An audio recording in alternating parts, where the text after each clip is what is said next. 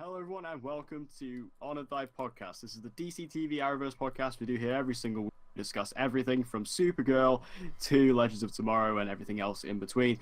I'm your host, Declan McKinney, otherwise known as DC TV Talk, and with me, as always, is my co-host, Dan McCants, otherwise known as Mule-Kick Media. We finally can get rid of Supergirl, guys. We can all be happy now. We made it. We made it.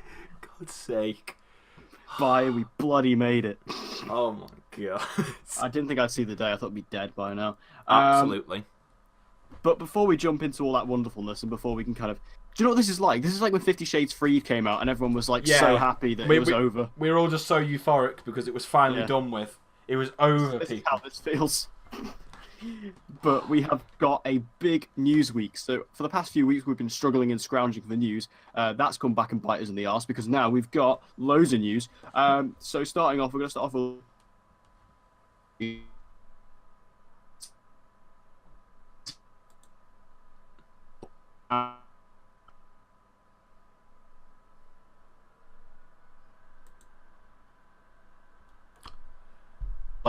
series regular.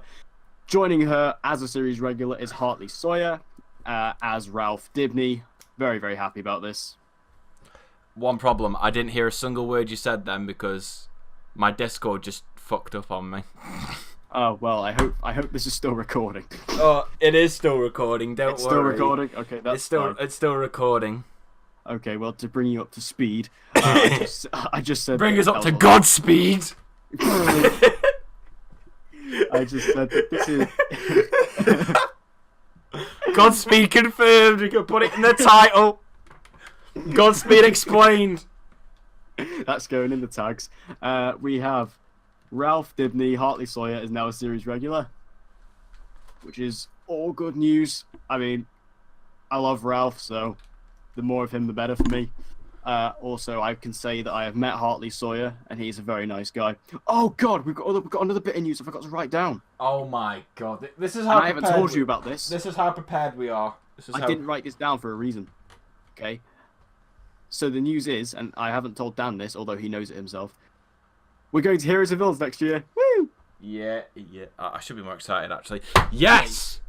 Yes, you should be. Yes, and we're going both days. We're not gonna be an idiot. Both days. We're gonna be vlog. We're gonna do a proper vlog next year. Yeah. Proper one. We're gonna do more of a meetup than fucking one video clip between us. Well, it was difficult because, like, we met up, we did that, and then just the way it planned out, like, we were all at different places, different times. Yeah. We never ended up meeting up. Like, I didn't even say bye to you. Yeah. I had to go. You fucking abandoned me after the Stephen Amell photo op, you noob. You were just in Steven's line, so. It's not my fault they kept on moving my queue line. Noobs. Your mic is seriously messing up right now. Mine? Yeah. Oh, that might just be my Discord. No, that's okay, probably just your Discord, because it's definitely not mine. Well, we're back. It's fixed itself. So, Jessica Parker Kennedy, who plays Nora Allen, has also been bumped up to a series regular next season. I didn't actually know she was a recurring character last season. I thought she was always a guest spot, but I guess she's not. But she's a series regular, so I guess she is going to be a huge part of the season then, which is good. I actually really like Jessica Parker Kennedy. I think she's really, really good in the role. Will you unmute your mic, please? I'm sorry. Why did you mute your mic? You're sharing at the World Cup, aren't you? Yeah, thought so. So yeah, Jessica Parker Kennedy, series regular. I mean, I like her, so I'm glad to see her back. I like her. She was probably one of the best parts of last season, so I'm definitely happy that she's a series regular. Plus, I've watched Black Sails, which is what she's in. That's a really good show, and she's really good in that. So I think she'll be really good for this because it's a different kind of role for her. You know, it's more of a upbeat role, definitely compared to Black Sails. Yeah. But yeah, I'm happy that she's a series regular, and I'm just interested to see what they're going to do with her. If they'll, obviously make reference to her twin brother. That obviously in the comics that she has, which we may talk about later. We're going to get to that. I know, but I was going to say which we will talk more about later. But yeah, I'm happy for it. Because I liked her character, so I'm definitely interested. It's probably the one that I'm the most excited for, because obviously with Ralph we already had a lot more screen time with him, whereas with Nora Allen, we've only really seen her in small snippets. So she's definitely like the cast upgrade that I'm the most excited for. Yes. And then moving over to Supergirl, I think Supergirl's actually really interesting with these contracts. So Jeremy Jordan, who plays Win, has actually been downgraded to a recurring role. I mean, they announced all this before the finale this week, and now if you watch the finale, then it makes sense. But before then, I didn't see why this made sense. Yeah. But Jeremy Jordan has said that he's focusing on other parts of his career. He's sort of looking to go back to the stage, I think. Go back to Broadway. So I guess this is just allowing him to do that. But he's still a recurring role, so he's still going to be on the show a fair amount. But he won't be in every single episode. But of course, he has joined the Legion of Superheroes. I mean, we'll talk about that a bit later on. But yeah, he's now joined the Legion, so that's why he's not there. And then speaking of the Legion, Mon-El, Chris Wood has left the show entirely. Been some outrage online from certain people. Hint, DC TV show, #justice for Mon-El. about this certain topic. I mean, I agree with what they're saying in the sense that he didn't get a good send-off, given the fact that this was his final his final goodbye on the show was the season 3 finale, and it didn't feel like a goodbye to his character because he gave Kara the ring and was like, if you ever need me, so it's open for him to return. But yeah, it wasn't really a good ending. Like, I didn't really feel like he was saying goodbye. I thought he was going to be back next season. Plus, what doesn't make sense is if Wynn's back next season as a member of the Legion, then why isn't Mon-El? Yeah, it doesn't really make sense. It's very weird. I think it's even more surprising the fact that they've said that he's not coming back for season 4, which I think is the weirdest bit. Like, I don't know. I feel like I hope that they get him to appear in season 4, but just based on what they've said, I don't know. I think it depends. No, I think they will. I think they'll retcon that. I think they'll end up bringing him back at least for one episode, like at least. I think he'll be back. What, because of the outrage? No, I think is what they'll have to realize at some point that it doesn't make sense, because why would Wynn come back and not Mon-El? It doesn't make any sense. Oh, he's too busy with the Legion. Oh yeah, because the Legion that's a real busy time over there. Yeah. It's clearly so busy that they don't even win half the time. Yeah, I've only just realised, now you keep on mentioning the Legion. What about all those other Legion superhero team members that we were meant to see? Remember back ages ago when it was thinking like Amy Jackson uploaded, I think it was the video on Instagram, and she said all those names, and everyone was like, "Oh, they could be in this season." And the showrunners even said we would get more, and we didn't. Well, I mean, Supergirl season 3 was full of mistakes. Speaking of the Legion, Brainiac 5, Jesse Rath, who plays Brainiac 5, has been upgraded to a series regular for season 4. That's great news. Brainiac 5, probably one of the best parts of Supergirl season 3. Easily. He should have been in it more though. Yeah, but he will be in more next season. In fact, he'll be in most, if not all, of the episodes next season, which is great news. Basically, Wynn and Brainy have just swapped. Yeah, they've swapped. So Wynn's replaced him on the Legion, and Brainiac 5's replaced Wynn in the DEO, essentially. That's the way it's sort of gone. So that's fine. But I'm happy. I'm really happy that Jesse Rath, because Jesse Rath's really good, and he's really funny, so I'm glad to see him as a series regular. Well, hopefully now he's a series hopefully now that he's a series regular, though, they'll actually put more money into his makeup, because fuck me, his makeup is awful. Oh, maybe they'll make him green. Please. Also, make him go into a relationship with Kara just so I can That's see what I was about to say. Just so I can see the whole fan base just go into meltdown. That's what I was going to say. That'd be the best. Please, just let that happen. Sad news though.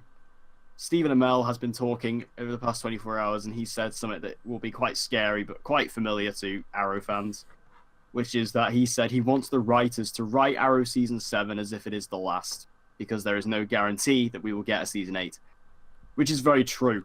I'm glad he said this, and I'm glad that he's been telling the writers this, because the thing is, if Arrow is going to end in Season 7, I want it to end with finality.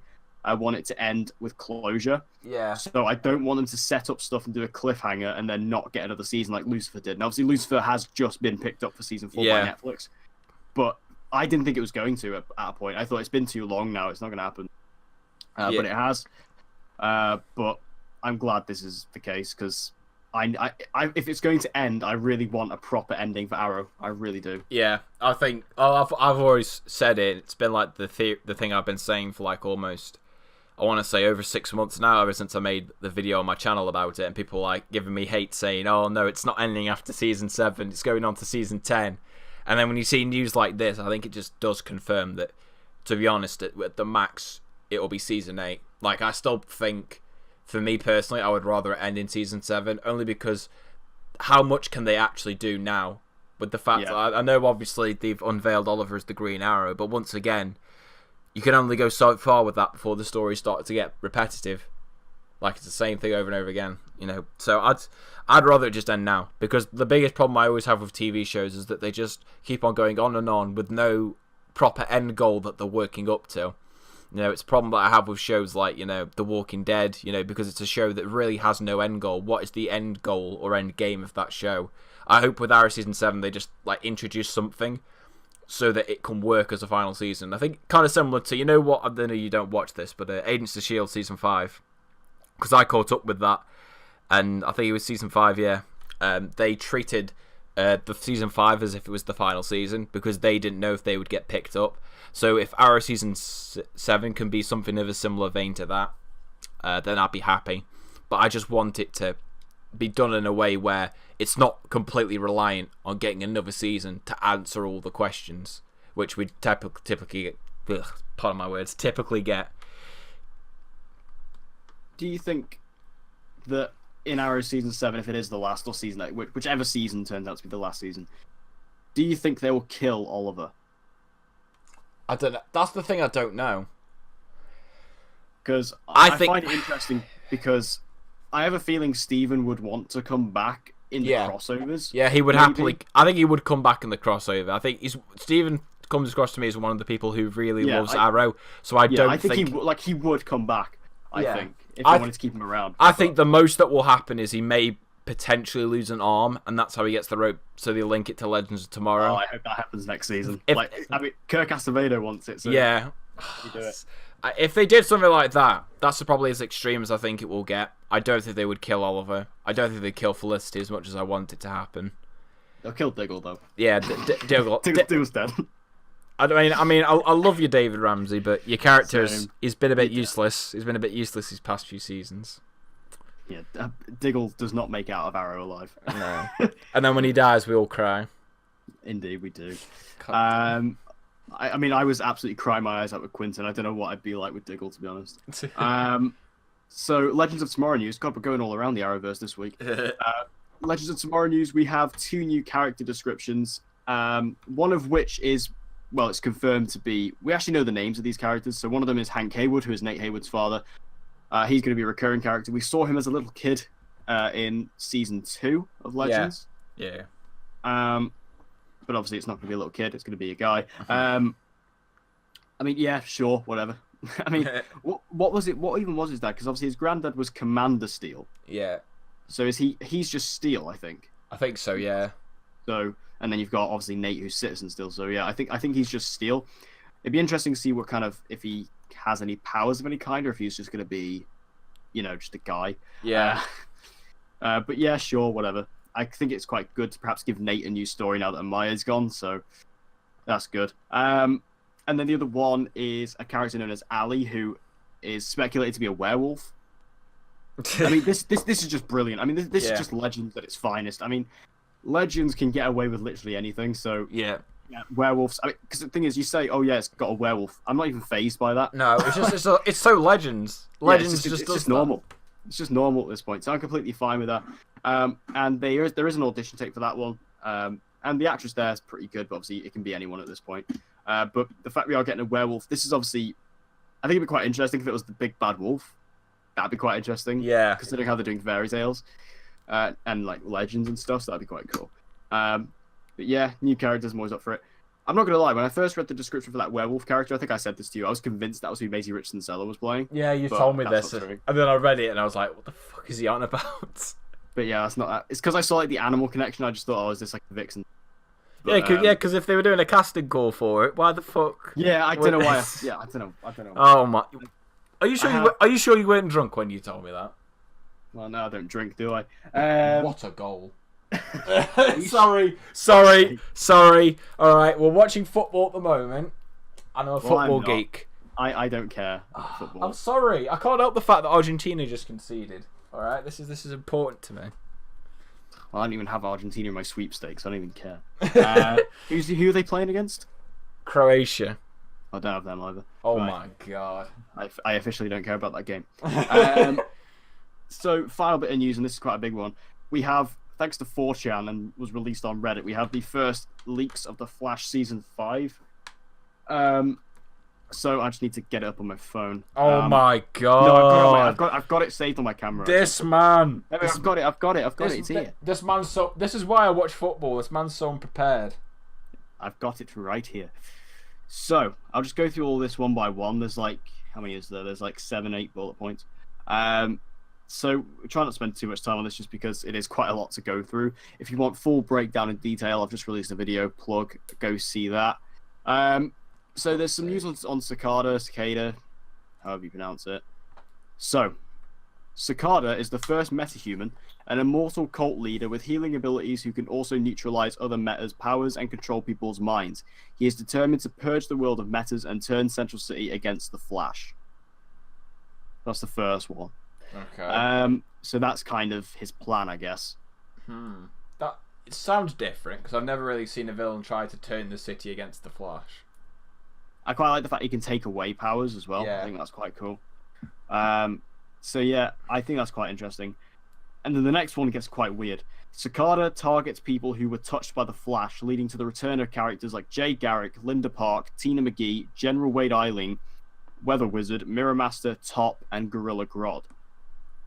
Now, so he's going after people who were touched by the Flash. I mean, some of them I can definitely see returning easily. Yeah, but then people like General Wade and Linda Park, who we haven't seen in Linda ages. Park is a weird one. That's really weird.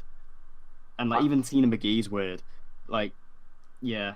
But then like Jay Garrick will definitely return. Yeah.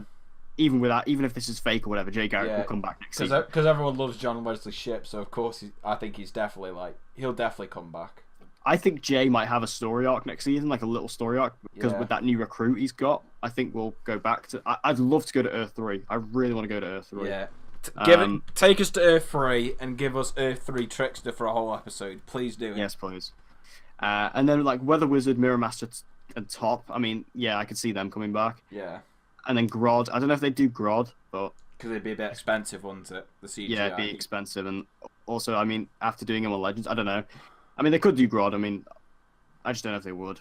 Also, apparently, Mark Pellegrino, who is from Supernatural, has apparently been approached to play Cicada. I can totally see that happening just because he's from Supernatural and it's another CW show. Just because CW like to keep their castings in house. I've not actually heard of this Mark Pellegrino. He's he's from Supernatural. I think that because like Neil Sandilands, who obviously was the Thinker, he was actually from the 100, which is another CW show. Oh, I didn't even know that. Yeah, that's what I mean. Obviously, he's done other stuff as well, but like in terms of CW, that's where he was. So that's a shame because like, obviously we saw the audition tapes beforehand. I thought it would have just been that bald guy from the audition tapes because I thought he was pretty good. Yeah, but also I've looked at photos of this guy and like he's a lot younger than I thought. Like I thought for the characters of Cicada, they've gone a lot. But they're actually going for like, I don't know, like a similar age to Neil Sandilands, maybe a bit younger. So that surprised me a little bit. I guess they are changing up the character. Oh yeah, he was on Dexter. That's what I remember him on. Yeah, he was on Dexter. Yeah. Yeah. He's 53. Yeah. Well, he looks good for 53 then. Okay, so we have another leak. Oh well, do you think he'd be a good choice? I imagine if he could be, I think he'd probably need to definitely cut his hair short, just because I just can't imagine him being Cicada. Obviously I know he's 53, but he looks a bit too young. I'd say they probably would have to age him up slightly, but I could see him maybe doing it because I mean, from what I remember of him on Dexter, he was pretty good, like good actor. So I'm interested for it. But you know, sometimes if you cast outside the box, you know, it ends up working out for you. So I'll hold judgment until it's confirmed. Because I mean, obviously these are like 4chan leaks, but some of it obviously is a bit sketchy. So I'm gonna reserve like full judgment for when we actually take all this with a confirmed. grain of salt. Yeah. Okay, so we have another bit of news about Nora Allen. So Nora apparently is called Rewind. That's her like superhero name, which I like that. Pretty cool. It's I like the fact that with all the speedster names, it's kind of like they have like names to do with speed. So obviously Flash, Zoom, Trajectory, Rewind. I think that's quite cool. And she comes from a future where Barry's disappearance in the Crisis led to a war between humans and metahumans, which she hopes to prevent.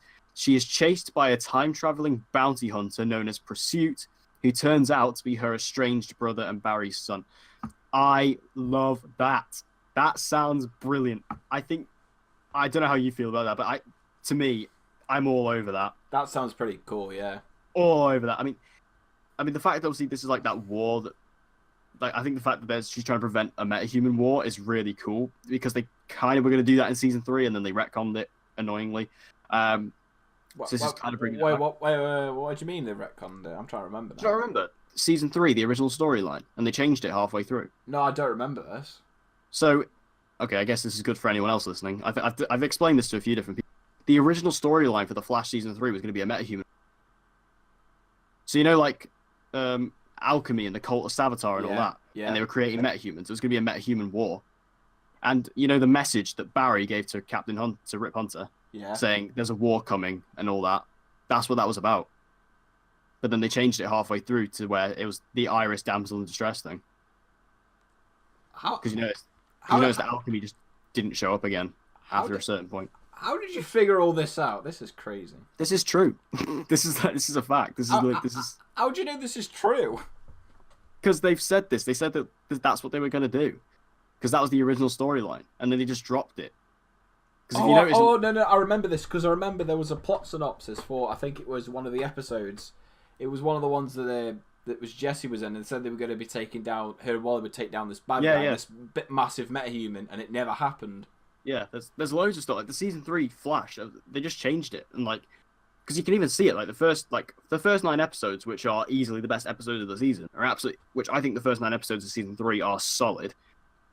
They were going to do the metahuman war, and then. Which sounded great. Like that sounds like a great idea for the Flash to have Team Flash go up against a massive team of metahumans, just a war in Central City, led by Savitar was still the main villain. He was led by Savitar, and then Alchemy was the creator of them all, and then that was like the cult of Savitar. So the cult of Savitar was actually going to be a thing, and then then they just dropped it and they said, "Oh no, we're going to make Iris the damsel in distress."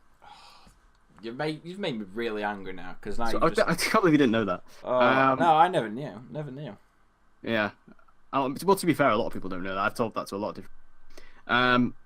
But yeah, so the fact they're kind of bringing back that storyline, good. But then the bit that really gets me is she is chased by a time-traveling bounty hunter called Pursuit.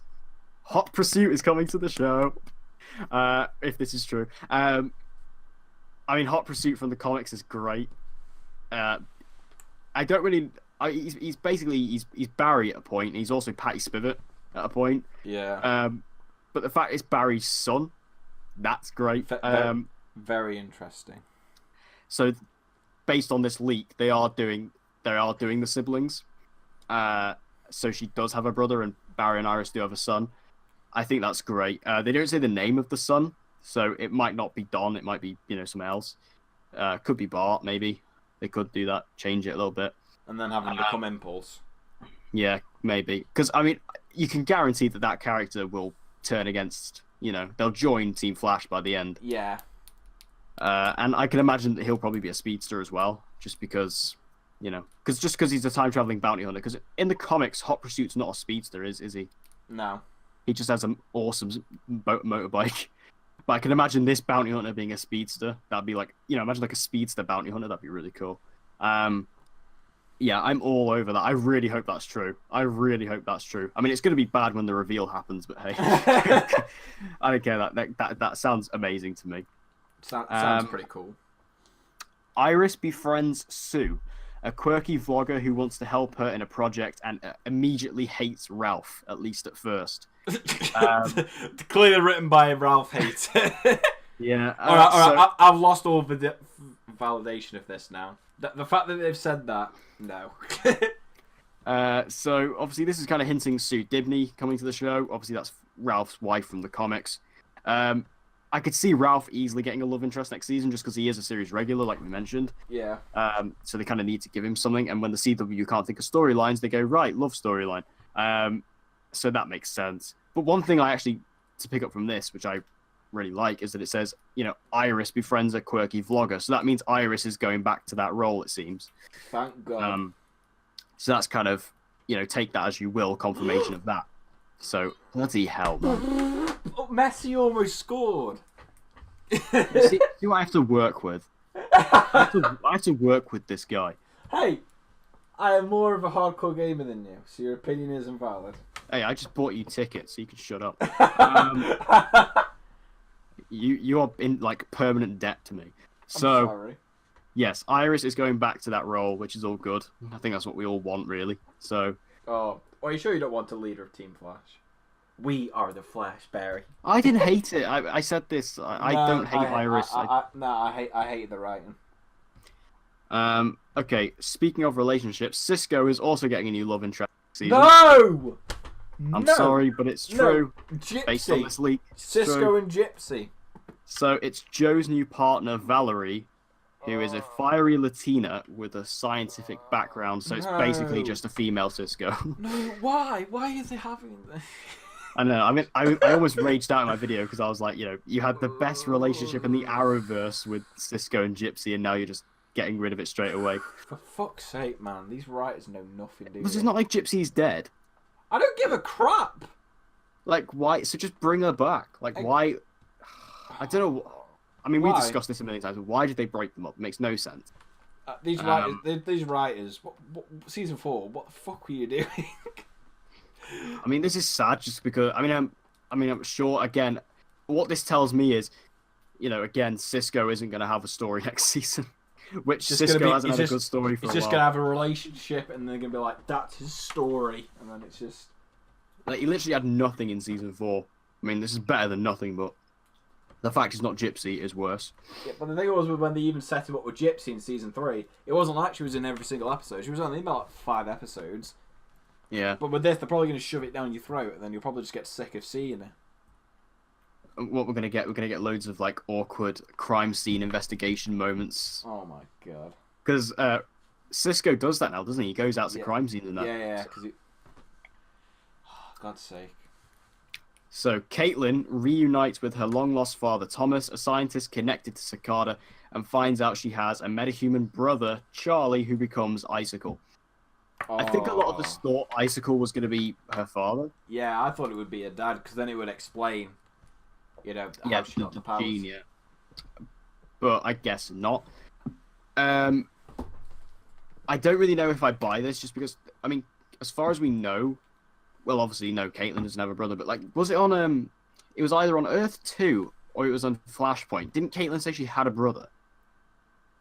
Don't remember. I don't think it was Flashpoint.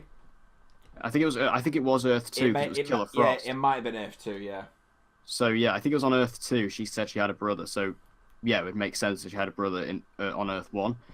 So, called Charlie, who becomes Icicle. Icicle's obviously a character from the comics. Only thing is with this isn't it basically just the same as Killer Frost? Yeah. But, however, Caitlin's getting a story. Wow. Finally.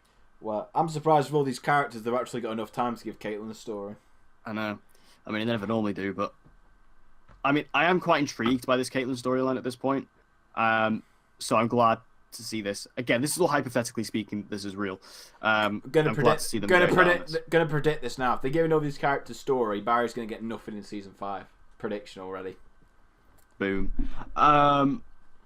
Yeah, I'm happy about that. Sounds good. Just hopefully this will give Caitlin a lot to do. Also, again, similarly to what I said about if Hot Pursuit's in the show and he'll turn against, he'll join Team Flash. So will Caitlin's father, because it says he's working under Cicada. So yeah, he'll turn. He will, or he'll die saving her. Yeah, one of the two. So we have some information on the new Wells. So apparently the new Wells is a gruff military operator. What Earth is this from? Where is this guy from? Why couldn't we have the New York Wells? Yes, why can't we have Earth 24 Wells? my absolute spirit animal. I love that guy. I mean, Tom Cavanaugh can pull off absolutely anything, Yeah. so I'm fine with it. It's just a weird choice. It's really like out there. The only because I can only think of the drill sergeant from Full Metal Jacket. Oh, that guy. That's all I can think of. So if it's like that, then sure. I imagine he's just gonna be like dead harsh on like Team Flash all the time. But we haven't really had like a gruff Wells before. I guess you could say Harry kind of was in season 2, but not really. He wasn't really gruff. He was more just a moody sod. Yeah. But yeah, sure. Why not? New villains will be included next season, and these are basically like villains of the week. Dr. Destiny, Blockbuster, Brainwave, Damage, Jin, Ragdoll, Shadow Thief. Now, I don't know any of those, but the last one, Copperhead. You should know that. I know that. Yeah, Copperhead, defo. She was a villain in Batman Arkham Origins. Yeah, that amazing game that everybody seems to pretend didn't happen. Play it. Fact. So that's the only one I've heard of. Wasn't Brainwave in season 4? I swear he was. Brainwave. Or like, and I swear there was like a Brainwave character in season 4. It was like around the mid-season mark. I swear. I was trying to think about this when I was making my video on it. Like, I swear there was like a Brainwave. I mean, I might be completely misunderstanding this, but No, I don't think there was. I don't remember. I swear, like people talking about it. It was weird. Well, from what I've just searched on Wikipedia, it isn't. Well, I am completely wrong then. I just swear it was like around the mid-season mark. I remember people saying about this character. But the final piece of this leak is very good news. Eobard Thawne will return for a multi-episode story arc centered around Barry's children in the second half of the season, played by both Tom Cavanaugh and Matt Letcher. Get in. So Reverse Flash is coming back. I thought he was going to come back in season 4 at some point, but he didn't. Season 4 was the first season he wasn't in. No, because he was in the Crisis on Earth X, wasn't he? Yeah, it doesn't count. What do you mean it doesn't count? That doesn't count. It doesn't count. It does. It does. It's part of the season. It does. It's part of the season. Although he was great, though. I mean, I think it's interesting because he's going to be played by both Tom Cavanaugh and Matt Letcher. I mean, Tom Cavanaugh, I thought he was going to be played by Tom Cavanaugh anyway, just because obviously he's on set, so he's available. I guess Matt Letcher is maybe available now. Because I think Narcos has finished filming, hasn't it? I believe. Well, if it's in the second half of the season, it definitely will have done by then when they're filming that. Yeah, so I think he will be available. And like I said, this is in the second half of the season anyway, so it's still ages away. Yeah. The other question is, but remember the last time we said that a character's coming back for a multi-episode arc? That was Roy in Arrow. Look how that fucking turned out. So they better actually use him. Don't put him in like 4 scenes and give him barely any dialogue. Yeah, I mean, there were 2 episodes for Roy, and that was like, I think they said it was 3, didn't they? Yeah, originally. And then it was like, oh no, it's 2. And then he does nothing. But Roy's a series regular next season, so I don't even care. Oh my god. So yeah, multi-episode arc. I like that phrasing. I like how that sounds. I'll take that. And it's centered around Barry's children, so again, emphasizes children, not child. So that means Nora and her brother.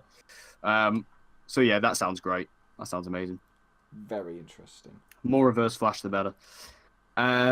So that is everything. That's all the news. Damn. It was a big week. Very big week. I mean, but now we get to move over to our favourite topic. Let's just go through this one as quick as possible. But first, we need to celebrate because it's over. Yay! Get in. Way, we made it. Caramel is over. Get in. Yay! I don't remember celebrating this much since fucking Diaz killed Caden James. Oh, that was the time for champagne, and this. Oh, beautiful. This is like a night out level. So basically, we're not going to review the finale. We're just going to like include somewhere. Yeah, somewhere, somehow. We probably won't, but oh well. So as we always do, we're going to start off with our best episodes. You mean best episode? Best episode. There was only one episode that I could consider great, and that was episode 9. Do you want to know why? Because I think it was written by Andrew Kreisberg. I mean, episode 9 was great. I mean, one thing I will say about Supergirl season 3 is the first 9 episodes were great for the most part. I think that, like, 'cause the first 9 episodes were so strong. And I remember back then thinking, you know, this might be the best DC TV show this season so far at that point. Yeah.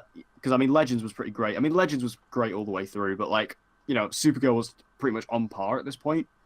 And I was like, this is great. Like, Supergirl's doing really well, especially because like Flash was inconsistent the entire way through. Arrow hadn't picked up yet, so it was kind of just, you know, they were kind of the two best. And the fact that Supergirl was actually one of the best ones was really surprising. Yeah. It was so good the first 9 episodes, and that mid-season finale was just mind-blowing. Like, the fight between Kara and Rain was so heavy. Like, they're the kind of fights I want to see on Supergirl. Because the problem with the fights on Supergirl is, and you'll see this in the finale, is like it's just dead. They're just flying all over the place, and it doesn't feel hard hitting. It doesn't feel like, you know, like it's impactful. Whereas that fight did. That was just Rain beating the hell out of Kara. Yeah. And that worked. Like, that's like, you know, what Arrow fighters are. We have, like, you know, Oliver fighting Diaz. It's like hard hitting. We need more of that, and like that's why I really love that fight. And the way it ends, you know, she just holds her over the building, just drops her. Great stuff. Yeah. I'm just gonna quickly point out it wasn't written by Andrew Kreisberg, so I'm just gonna take back what I just said about that. But no, it was a really good episode. I think the fight scene was definitely the best bit of the episode, but just the way in itself that it built up to that fight, it almost reminded me a little bit of the Dark Knight Rises, just in how they were building up this fight where clearly, you know, Kara wasn't like completely at it mentally, you know, going in. You know, she was clearly damaged, and then she just goes into the fight thinking that she'll win, and she just gets absolutely destroyed. Like, I just loved it because for once, it just, like you said, it felt like Supergirl. It had an impact, like there were actual consequences, and it's I think just the whole fight itself, and then that image of just like Rain holding Supergirl by the neck over the edge of that building is probably like, that's probably the scene, like the most memorable scene of the whole season. Because it was just so powerful, and it's just a shame because it just never reached that height afterwards. And I wish that the rest of the season had just stuck to a similar tone to that, or at least made Rain in that manner, because I think she would have been a lot better than she was. I think she was still good, but just that episode epitomized like how to do it perfectly, and just the rest of the episode as well was good. Like, there wasn't even I can't even remember anything bad about the episode. I mean, maybe James was underutilized as usual, but apart from that, that's pretty standard. But apart from that, I can't really think of anything like that I didn't like about it.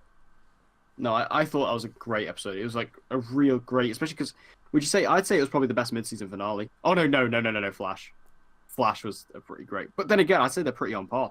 It's like Supergirl. The first 9 episodes this is why Supergirl season 3 is so frustrating, because those first 9 episodes were so good and so strong. I know you don't like Midvale. I don't like Midvale, and I don't like episode 5. But I liked Midvale a lot. Written by Kevin James.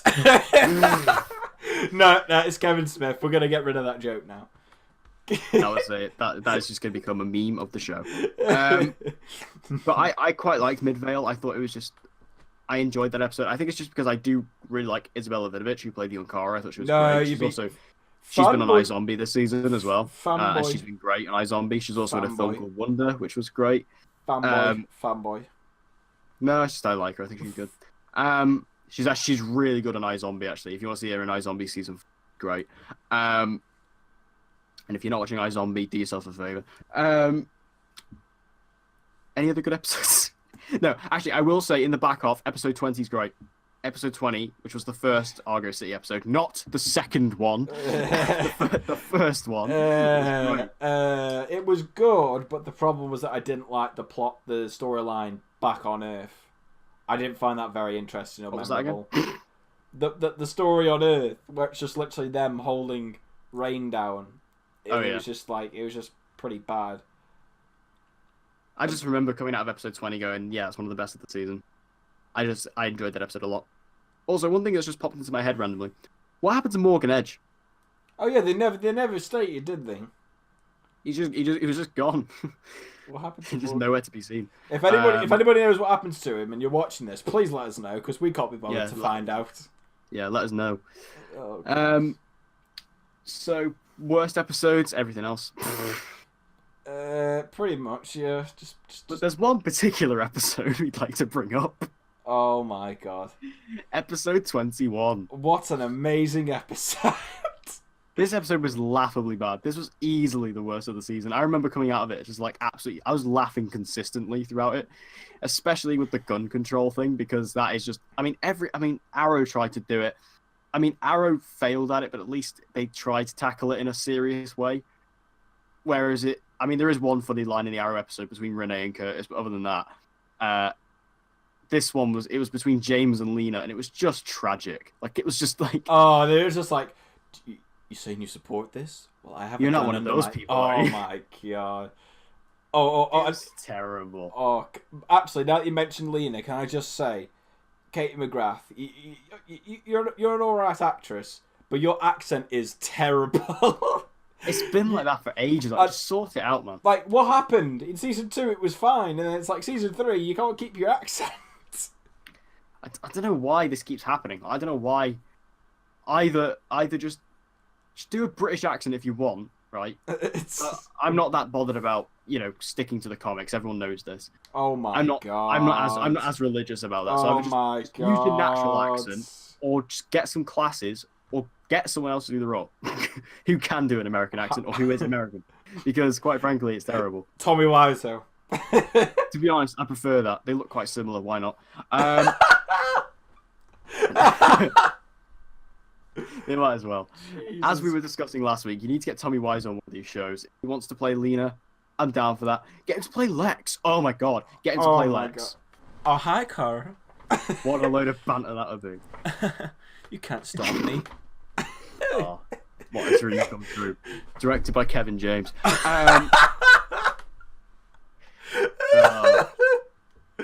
Oh my god. This doesn't change anything, Hoss. There we go. We just the three main memes of the show in one set. Cast Adam Sandler as Maxwell Lord. Yes. Oh my Because they might as well recast everyone who was on the CBS version of the show. So yeah, just recast Maxwell Lord, who has never showed up since, and cast Adam Sandler. All done. Oh my Good night. God. So, what about worst episode? Is there any other worst episode you want to point out? What was it? Episode 12, the one with the Lex suit with the awful CGI, and then when they're fighting in the sky and the CGI is awful, and also it's about Morgan Edge, which means it's bad. And then is that the episode where Kara does that really on the nose Donald Trump reference where she punches the guy? Is that episode? Yeah. Oh my god, what a phenomenal episode as well. What a great I can't remember what the line was. I just remember it happening. God's sake. So I think that's it in terms of the episode, isn't it? Basically, 9 and 20 were great. Everything else was meh. Yeah. Well, no, the first 9 episodes are great. 20 is great. No. The first 9 episodes are not great. Take that back. Take that back, Declan. Okay, fine. We'll detract 5 and 6. Yeah. Subtract 5 and 6, and I'll agree. I will sacrifice episode 6 to agree with you. So I guess there are other just sort of talking points. Rain, amazing. Rain was a great villain. She was really captivating, although as the season went on, especially in the last few episodes, it kind of dragged on just a little bit. Yeah, definitely. Became a little bit monotonous. It was like they just tried to play with her expectations of, oh, she's gone. Oh, now it's back, and it got very exhausting by the end because I just felt like they dragged what they were doing with her just too long. They should have just changed it up, and that was the problem. Yeah. I think just the overall concept of her character was great, but it was just as they went on throughout the season, I just felt like what they kept on trying to do with her to delay her being defeated, it just felt very exhausting as a viewer to watch. Yeah, I mean, I think that Oda Annabelle obviously did an amazing job. And we're not saying this because we're Banshee fanboys. We're saying this because she actually did a good job.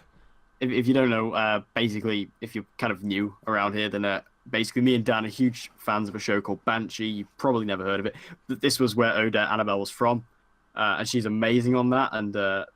And again, I think this going back to that fight scene in episode 9. Obviously, Oda Annabelle does some amazing action in Banshee. Yeah. Obviously, there's one fight in particular that is a particular standout in Banshee. Oh god. And I think that she kind of used those expertise a little bit to come over to Supergirl in that fight. So that's great. But I loved Oda Annabelle all this season. I'm really sad she's gone. I really wanted her to stick around. Me too. I wanted her to stay. I think she was definitely one of the best parts of the season. So the fact that she's gone now, I'm quite upset about it. Definitely.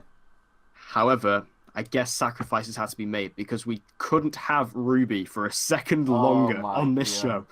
show. No. And, You just hate Emma Tremblay. That's why. well, I hate the character as well. It's like the character is so terribly written. Can we just recast her with her brother instead? And so, yeah, Jacob Tremblay is good at acting. But it's so terribly written and so awfully acted. And I feel bad saying that because she is only young. But, I mean, I have to say it because it's terrible. Like, she's really bad. Honesty. The only way in life is honesty. I'm a very honest person, you know. Honesty is the best policy, so I'm sorry, Emma. You're bad. It's just, I hated everything she did. She was so annoying. Her character was just the most stupid of decisions. Like, she was like typical horror movie child who just makes all the worst decisions in the world. And that's what she was doing. Like, she almost got herself killed by Rain, like, so many times, even though I was like, I wasn't like, oh no. I was like, oh, go on, Rain. You know, I really wanted Rain to just completely bum rush her and then just, like, kill her. So I think that, you know, Rain going and Samantha going, this does also take Ruby away. So I guess that's a good thing if it, you know, with every cloud. So any other talking points? I think like the Legion of Superheroes is obviously a big thing. The Legion of Superheroes is actually one of my favorite things this season. I love the Legion actually. They were very good, but the problem was that I just feel like they didn't expand them as much as I wanted them to do. Pardon me. No, they just kept it to the 3. Yeah. I wish that we just had more because Saturn Girl I didn't think was that amazing. Like I didn't, like she wasn't very memorable. Brainiac 5, granted, was very good. Yeah, Brainiac 5's great. Yeah. Because that's only really 2 new additions. Because Mon-El obviously we already had in season 2. So, I wish they'd done more, because like they kept on saying about how they were going to show us more members, but they never did, and we knew that there were more on that ship. Yeah. So it felt very annoying to me. Yeah, because I was convinced that Lightning Lass, like one of the two. I was convinced one of them was going to come on, because I thought we would have gotten at least one other Legion member on the show at a point, but we didn't. I mean, maybe we might see more next season, potentially. I mean, because obviously Wynn, as we mentioned earlier, has gone to the Legion. He's coming back next season, so he could be. But then again, Mon-El's not, so I doubt we'll really see the Legion that much. It depends if Amy Jackson will be coming back.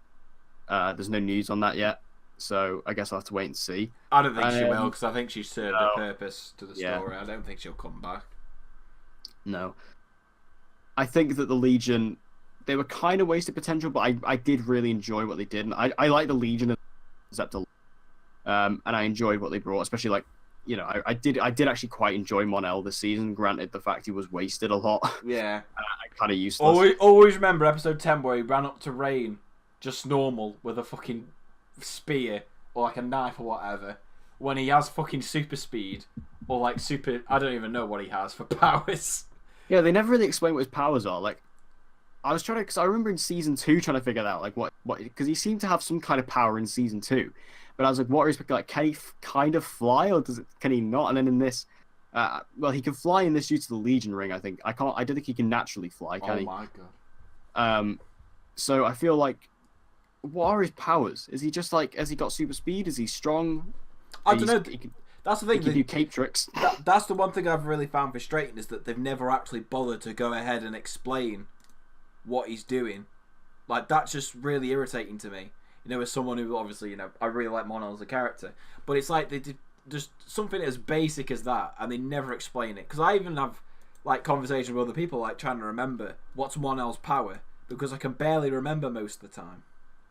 Yeah, because like the other ones, we kind of knew what the powers are. Brainiac 5, he's an AI, and he's just like super intellect, 12 level intellect. And then Saturn Girl had like telekinetic powers. But Mon-El, I just have no clue what he was. Also, did he ever get a superhero name? I think they called him Valor once, and that was it. They never called him anything else. So they named it that one time just for fan service and never bothered again.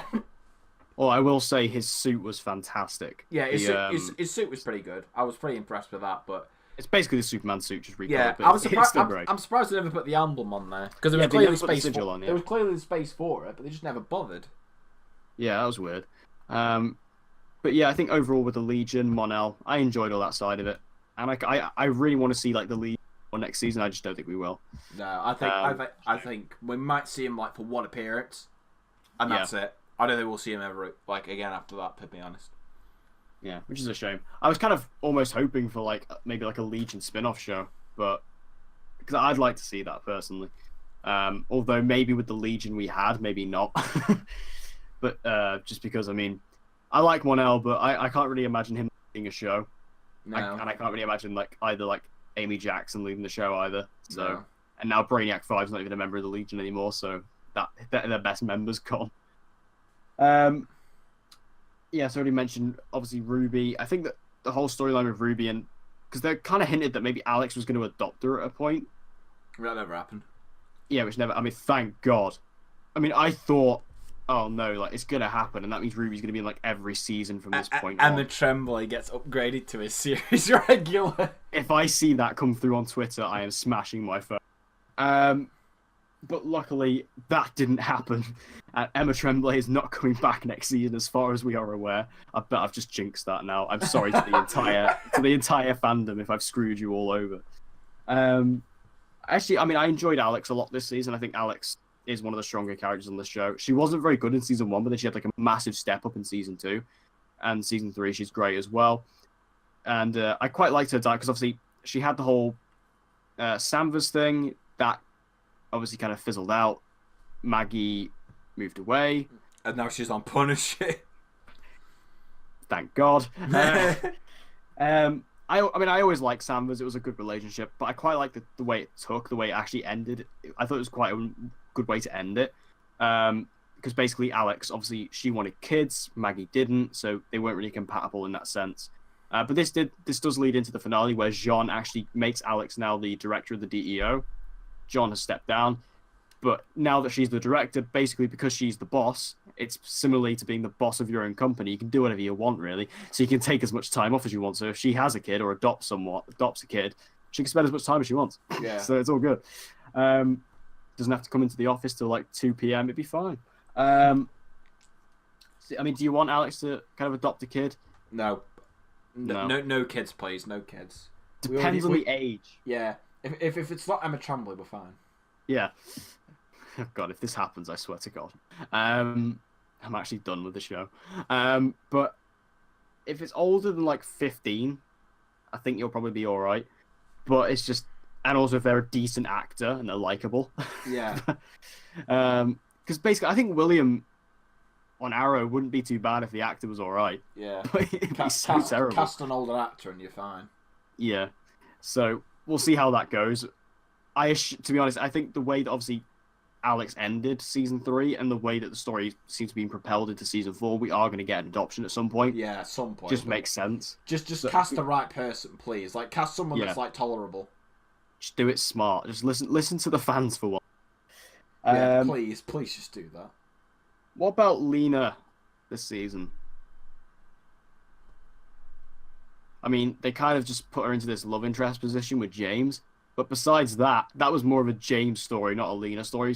So basically, there was just this conflict between her and Supergirl in the back half, which I thought was quite good. I thought it was a good dynamic, actually, to have Kara and Lena be best friends, and then Lena and Supergirl beat each other's throats. Yeah. I thought that was actually a really good idea, and that hasn't really gone away. Obviously, in the finale, we do see Lena with the... what's that thing called? The Hiram and... Yeah, the Hiram Library. We don't even know what it's called. That's how much we love this season. The Hiram something or other. Let's just call it the Hiram Lodge. So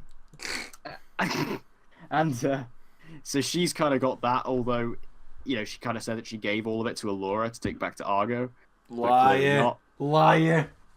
Also, why is Miss Tessmacher becoming relevant? Why is this a thing? Why is this this just came out of nowhere? Like, she was just like, oh yeah, I'm actually really... And it's like, oh, okay, you can come work with me on my extreme sciences of stuff you've probably never even heard of before. I bet Miss Tessmacher is going to be a series regular next season and all. But I think Lena, she's obviously going down the villainous route, which is good. I want that to happen. And also it's destined to happen. Just accept it, Lena. It's your destiny. You're meant to be evil. Yeah. But yeah, I think the conflict between her and Kara was easily a really good storyline. I like that.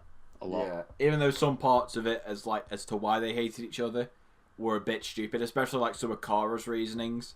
Like when she got unjustified. when she like got really triggered at her just because she kept some kryptonite because it was Lex's and she wasn't even going to use it against her, like that sort of stuff. That really did annoy me, but I don't know.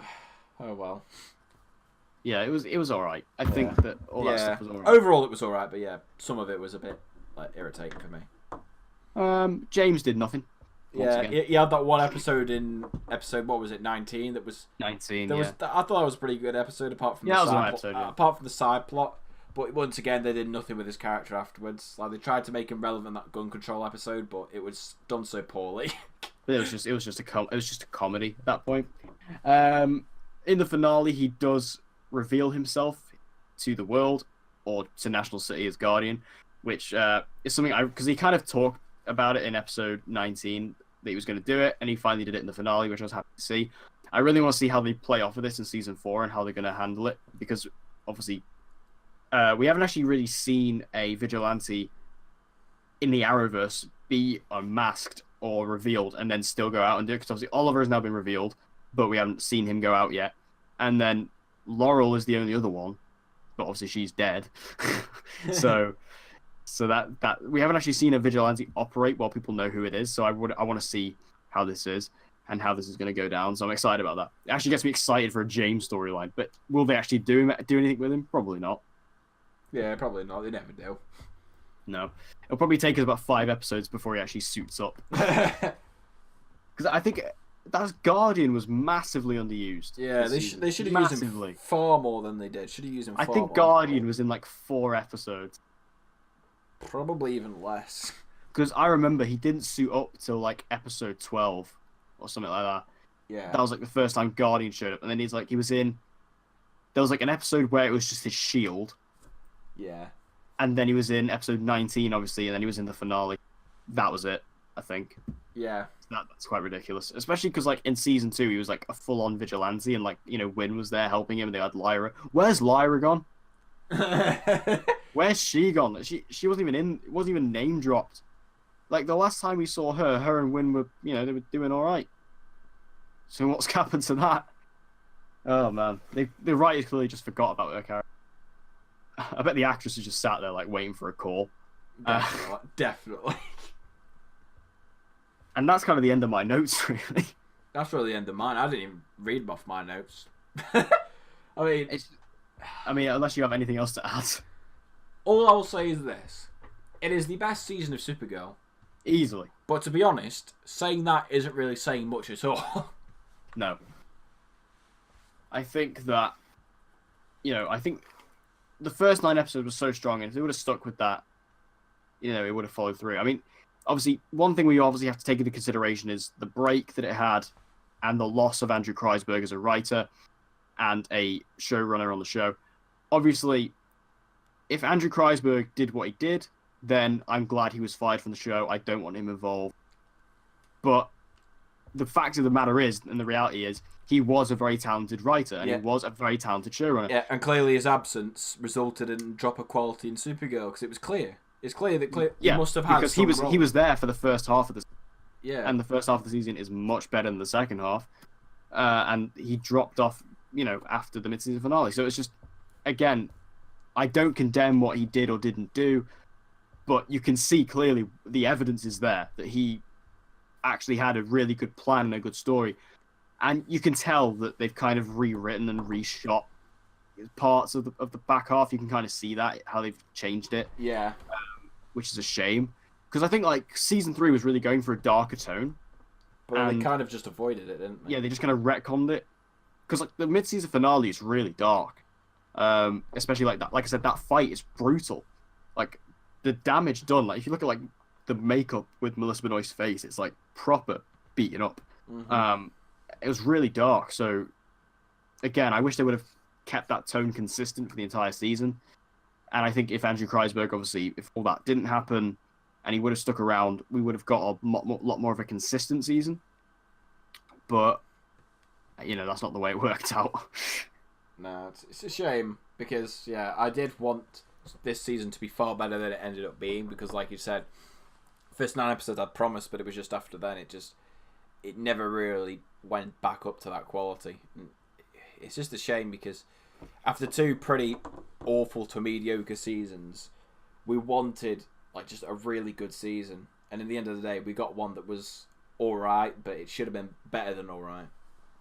Yeah, I think that in terms of season 4, and in terms of what they need to do, I think that the Red Sun storyline, which they have confirmed they're doing, so that cliffhanger is not a cliffhanger anymore. It's a great story. I think it's a brilliant Superman story to adapt and change to Supergirl. How they do it is a different question. Obviously, Supergirl can take anything and make it trash, so beware. I think that obviously they do need to explain what this Kara is. Like, is this our Kara, or is it a multiverse Kara? Is it time displaced Kara? Time remnant. Yeah, I think it has to be something to do with time. I think that her time traveling. This is the Arrowverse after all, so I feel like because you could actually have imagine this. You could actually have the Flash come over for an episode next season to tell her, don't time travel, although she'd be like, but didn't you do it? Barry just completely contradicts himself. But, given that this is the Arrowverse, and given that, time travel is very much a thing, and time travel is a very dangerous thing, you have to think it's something to do with a time-displaced Kara or a time, something like that. Definitely. And that'd be the way to do it. Because I'm very excited about the story next season if they are following Red Sun, which they are. Just depends on how they do it and how they adapt it and how they change it and how they write it. Do you have anything you want for season 4 in particular? Just with the Red Sun storyline, that they do it justice. I'd also like to see him develop Lena more as an antagonist, because I'm not going to lie, I would have preferred to have seen Lena be the main villain in season 4. That would have probably been my pick. So I just hope they continue to develop her relationship with Kara. Maybe we can have her as a villain who sides with the Red Sun version of Kara, or like at least they hint her up maybe to be the villain of season 5. So one of those two. I think just because I'm more interested in what they do with her, just because they built her up for so long, I feel like when she finally becomes a villain, I think she will be the villain, where Supergirl finally gets it right because of all the development they've had before and for her. So I think really that's the only massive prediction that I hope comes true. As for anything else, I don't really know, because whenever I get my hopes up for Supergirl, I just end up being disappointed. Yeah, I think that one of my big worries about it is that obviously the Flash did a very similar thing in season 3 with Savitar and making it the same as the hero. Yeah. And did not work there at all. But to be fair, the problem with Savitar was not the fact that Grant Gustin played him. That was not remotely the problem. It was just the fact that the character was so poorly explained that he doesn't actually make sense. It's not even us, because we say that it doesn't make sense a lot, but the Savitar physically, the explanation the writers gave us doesn't physically line up. It doesn't actually make sense. So that is my fear. Also, Melissa Benoist, as much as I love her and adore her, I think that she's not a great villain.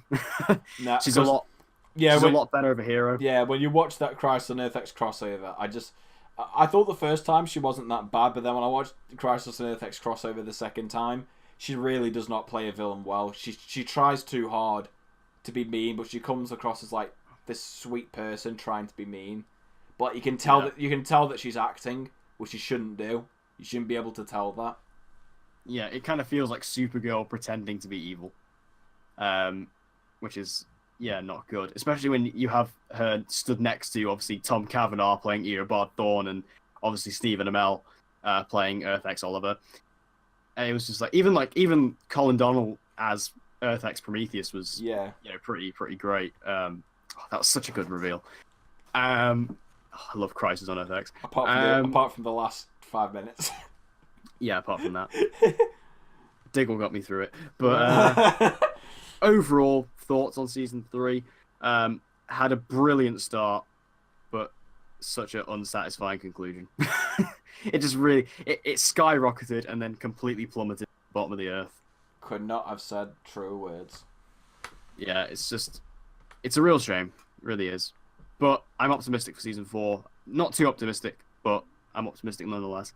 And I didn't think I would be, given the fact that Supergirl has been letting me down so consistently recently. I'm just thinking back to those first 9 episodes and how strong it was back then. and the mid-season finale. It's just good memories. Don't do it. You'll get depressed. Good memories.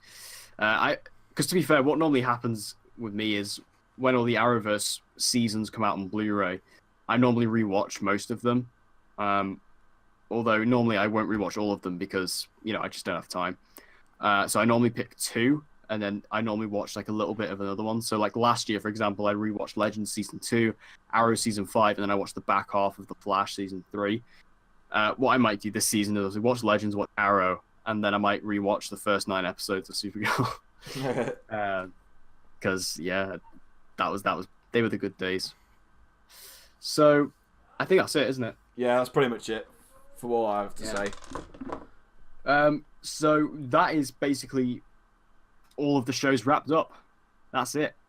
We're gonna have to start coming up with some cool ideas for the next few episodes. I've actually, while we've been recording this, I've actually been writing down some ideas. I've got some cool ideas for stuff we can do. So I'll tell you about those in a minute. But yeah, thank you guys for watching this episode. Obviously tell us all your thoughts about Supergirl, whether they are good or bad. Obviously they're going to be bad. Just let us know. In terms of next week, obviously, I don't know what we're doing next week yet. I just don't have a clue because we haven't. So, because the format's going to have to change now. Yeah. Because we used to do it in the sense where we had the news and then we went through the episodes. Obviously now there are no more episodes.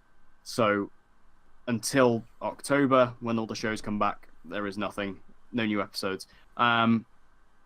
Obviously, you can stick around till July. I believe Comic-Con is July the 19th to the 22nd.